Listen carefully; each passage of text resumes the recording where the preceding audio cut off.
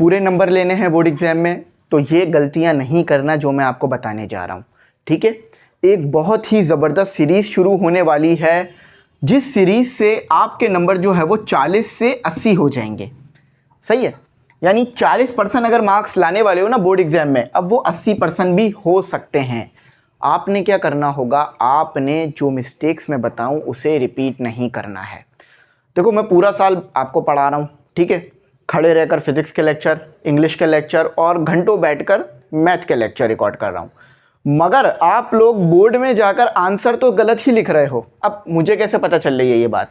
मैंने आप लोगों से टेस्ट लिया ग्रुप के अंदर, ठीक है, मैंने आप लोगों को ग्रुप में सवालात भेजे, बहुत छोटी छोटी सी माइनर सी मिस्टेक्स आप लोग कर रहे हो। हर सब्जेक्ट में कोई ना कोई यूनिक मिस्टेक है, जिसकी वजह से आपके नंबर 80 के बजाय 40 हो जाते हैं।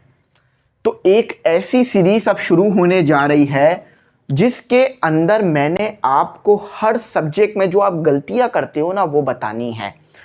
कुछ नहीं करना भाइयों, कुछ नहीं करना। देखो, बहुत छोटी सी बात है, बहुत छोटी छोटी मिस्टेक्स होती हैं। यकीन मानो, अगर मैं आपका पेपर आपको खुद बिठाकर चेक कराऊं ना, हमारे यहाँ कहीं ऐसा सिस्टम नहीं है।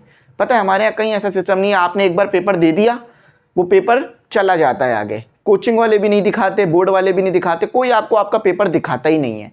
आपको पता ही नहीं चलता यार मैं कौन सी गलतियां बार बार रिपीट कर रहा हूं, जिसकी वजह से मेरे सेकंड ईयर में भी नंबर खराब आ रहे हैं, फर्स्ट ईयर में।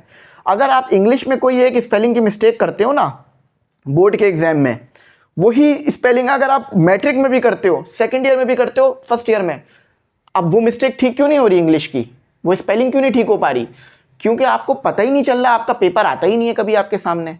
आपको ना कोचिंग वाले पेपर दिखाते हैं, कुछ कोचिंग में मिल जाते हैं पेपर, लेकिन टीचर बैठ के चेक नहीं कराता पेपर कि भाई देखो यहाँ मिस्टेक हो रही है, इसको ठीक करो। अब ये काम मैं अपनी तरफ से आपके लिए कर देता हूँ। आप यकीन मानना, ये बहुत वैल्यूएबल सीरीज होने वाली है। कोई पैसे नहीं है, बिल्कुल फ्री है, जस्ट आपके 4-5 मिनट चाहिए होंगे।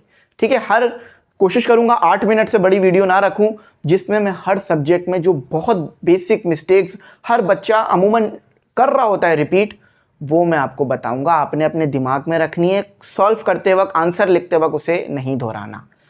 इससे बहुत चेंजेस आते हैं। और जो बच्चे ग्रुप में ऐड हैं, उन बच्चों को मैं खुद जो है वो उनके पेपर चेक कर रहा हूँ। ठीक है, आप लोग मुझे अपने पेपर भेज रहे हो मेरे नंबर पे, वो मैं चेक कर रहा हूँ, तो वहाँ भी गलतियाँ सुनते रहना और उसे दोबारा मत दोहराना। और यकीन मानो, आप लोग वाकई सुनने के बाद नहीं दोहराते गलतियाँ, मगर कोई बताने वाला तो हो, तो मैं अब आपको आपकी गलतियाँ बता दूंगा। सही है, देखो, गैस पेपर जब सॉल्व करोगे ना आप, हमारे जो गैस पेपर सॉल्व करोगे, तो वो भी आप हमें भेज सकते हो हमारे नंबर पे, हम चेक करके बता देंगे आंसर में क्या गलती है।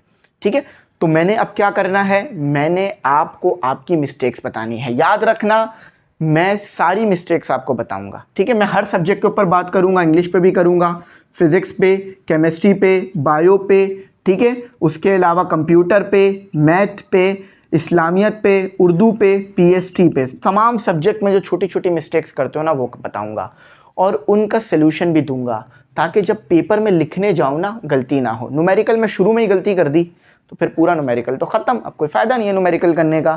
ठीक है, उसमें तो फिर आपको ज़ीरो होना है। क्यों? क्योंकि भाई देखो, जब शुरू के स्टेप्स में ही गलती हो गई तो आंसर ठीक कैसे आएगा? और शुरू के स्टेप्स अगर ठीक होंगे ना, तो शायद टीचर कुछ नंबर दे भी देता है अगर आंसर ख़राब हो। ठीक है, सारी चीज़ें बताऊँगा, जस्ट आपने इस सीरीज़ को वॉच करना है। इंशाल्लाह कल से वीडियोस आना शुरू हो जाएंगी। सबसे पहले मैं कोशिश करूँगा मैथ की गलतियाँ बता दूँ, उसके बाद एक एक करके सारी लिख लेना और दिमाग में रखना कि ये मिस्टेक सब मैंने दोबारा नहीं करनी। ठीक है, दोबारा नहीं करनी है मैंने। अच्छा है, एक एक्सपीरियंस टीचर से हो जाएगा आपका काम चेक, तो आपको और पता चल जाएगा। ये होना चाहिए, चेक एंड बैलेंस होना चाहिए, आपको आपकी गलतियों का पता चलना चाहिए। और ऑल सब्जेक्ट पे बात करेंगे तो और टेंशन परेशानी वाली बात नहीं होगी। अच्छा, आखिर में ये कहूँगा कि अगर ग्रुप में ऐड होना चाह रहे हो, नहीं हुए हो ग्रुप में ऐड, तो हो जाना। और हाँ, सबसे बड़ी बात, कमेंट सेक्शन में मुझे बताओ कि ये सीरीज़ करूं या ना करूं।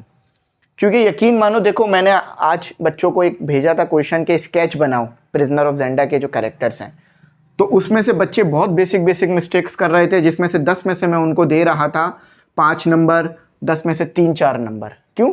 क्योंकि बेटा, इतनी छोटी छोटी मिस्टेक्स अगर करोगे और फिर वो आगे भी कंटिन्यू रहेगी, जो मिस्टेक यहाँ की वो कोचिंग में भी की जाके, वो बोर्ड में भी की, क्योंकि किसी ने बताया ही नहीं ये ठीक करना था, तो करेक्ट हो जाएगा, तो अच्छा हो जाएगा। ठीक है, फिर 5 के बजाय फिर आपके 8 नंबर तो इंशाल्लाह आ जाएंगे। और इसी तरह हर पेपर में कोई 15-15, 20-20 नंबर आपकी जो छोटी छोटी गलतियों से कट रहे थे, उसको ज़रा काउंट करो ना, इसमें भी 15 नंबर एक्स्ट्रा, सब में 15-15 एक्स्ट्रा, कितनी परसेंटेज ऊपर उड़ जाएगी। इंशाल्लाह मैं बताऊंगा। मैं सिर्फ ज़ुबानी कलामी बात नहीं करूंगा, सिखाऊंगा भी, जैसे पूरे 4-5 साल से सिखा रहे हैं। ठीक है, चलो यहीं तक रखते हैं। ग्रुप में ऐड हो जाना, गेस्ट पेपर ले लेना। ठीक है, शुरू में नंबर आया होगा।